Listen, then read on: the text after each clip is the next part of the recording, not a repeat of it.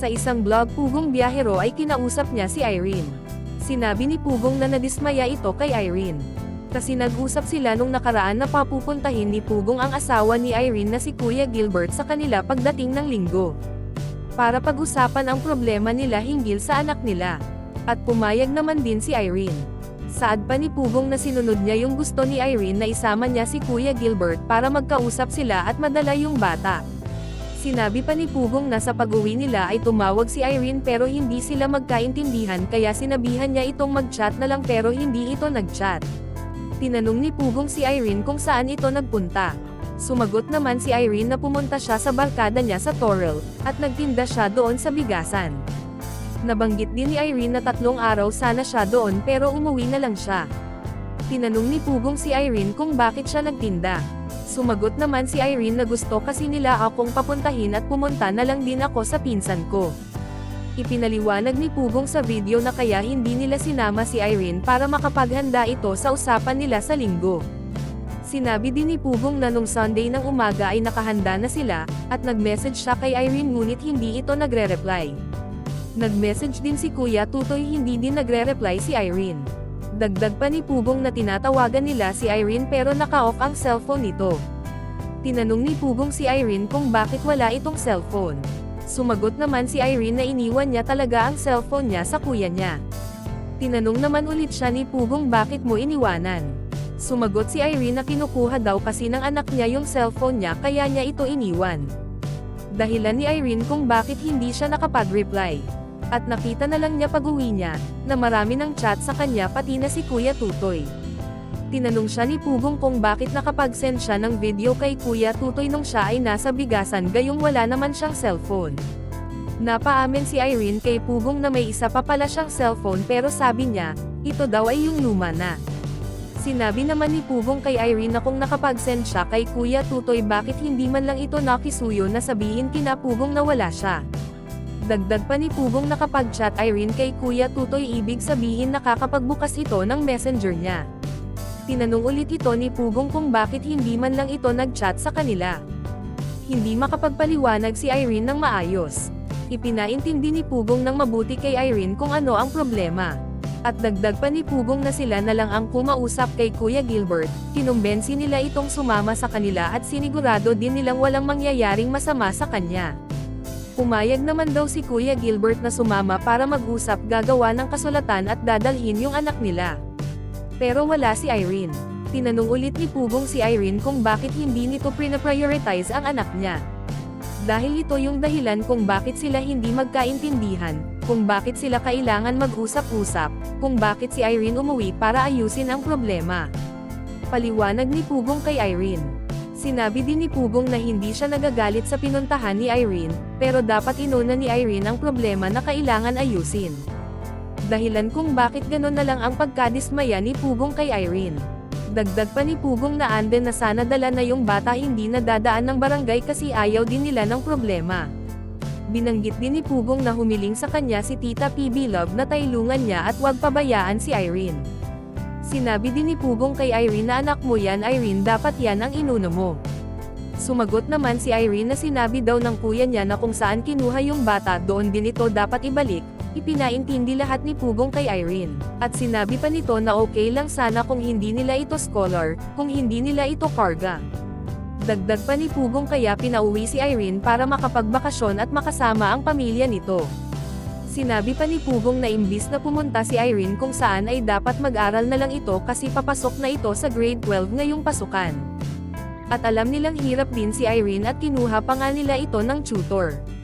Sinabi pa ni Pugong na pwede naman gumala Irene pero dapat bigyan niya ng pansin yung pag-aaral niya at yung pamilya niya, unahin dapat ang pamilya.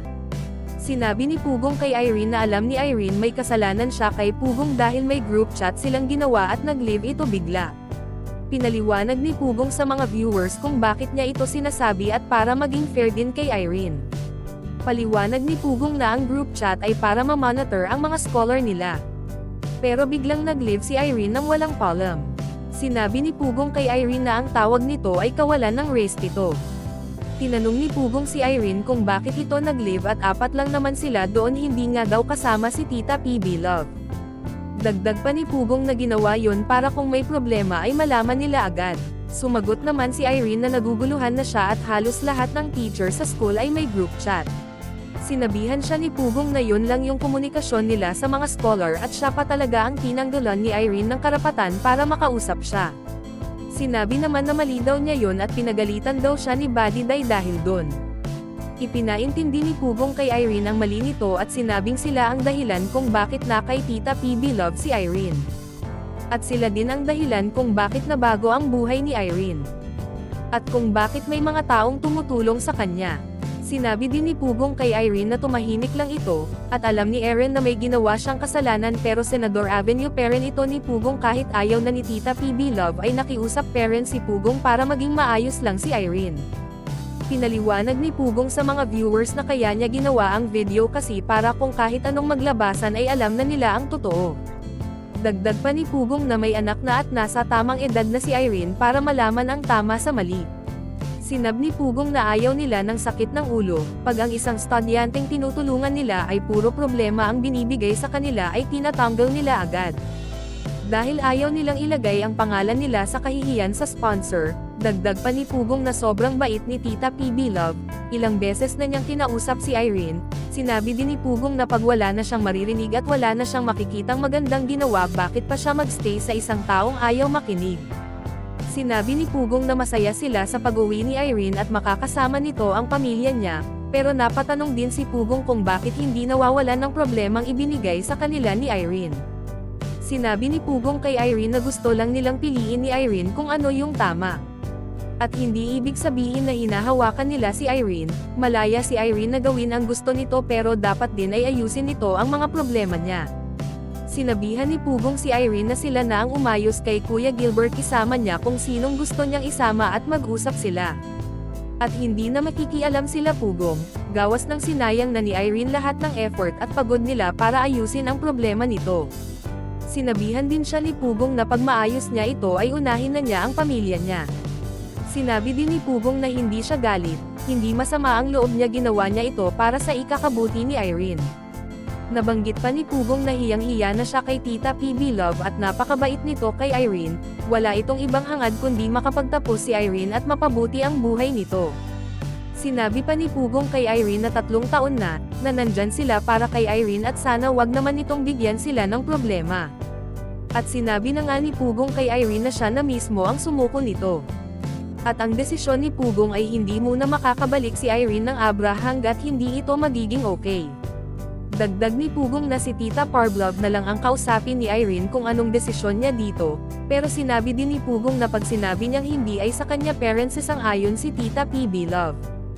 Ipinaliwanag ni Pugong na ginawa niya ito para maging fair sa lahat lalo na sa sponsor at hindi para saktan at ipahiya si Irene. Sinabi din ni Pugong kay Irene na ayusin ang problema nito kay Kuya Gilbert, magbago ito, tanggalin kung sino man ang mga katsa. Inihambing ni Pugong si Irene kay Buddy Day na dapat ito ang tularan ni Irene at gawing priority ang pag-aaral. Sumagot si Irene kay Pugong na kukunin na lang niya ang anak niya at ayaw na niyang mag-aral pa, magtatrabaho na lang daw siya. At para sa more summary video ng Pugong Biyahero huwag kalimotang mag-like and subscribe.